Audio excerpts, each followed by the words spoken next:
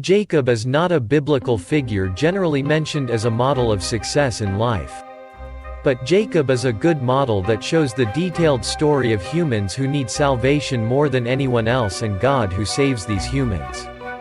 Jacob, who is born and exists in this world, is a country that vividly shows life, God's patience and tenacity that saves the life of this very person, and the passion of grace. Like this, we are looking closely at Jacob's life seems to be a journey of heaven that tracks a person's journey of salvation. In the story of Jacob in the Bible, we can see how the salvation ministry that God does for each person's salvation unfolds in one's life. Among them, we see the naked reality of life and the grace of God's salvation for these people. With this fantastic revelation of grace, God's abundant grace will overflow when applying Jacob's life recorded in the Bible to our lives. Jacob's whole life is the sum of all the Bible's doctrines. The Bible contains salvation doctrines, including God's choice and calling, rebirth, conversion, glorification, and moving to glory. So I feel the most friendly to Jacob among the characters in the Bible, because he resembles me the most.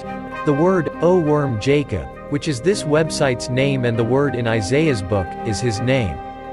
God who gives infinite love and grace to Jacob, who is like a worm, God who endures and waits for his shortages. God transforms a man who stands at the bottom amid patience into a holy man. His life is equally applicable to you and me, who live in modern times. You and I are still not enough. They lack faith, they lack personality, they lack everything. But God knows that you and I are not good enough. Even though you know, He embraces you and me. Love generously and endure for a long time.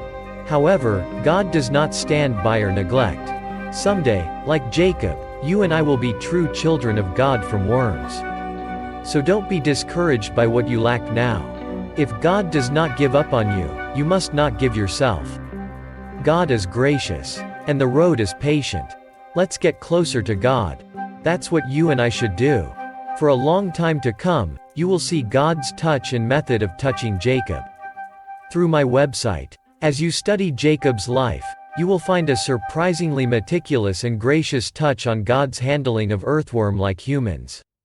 I hope Jacob will broaden his understanding of God and realize how to love himself in God's love truly.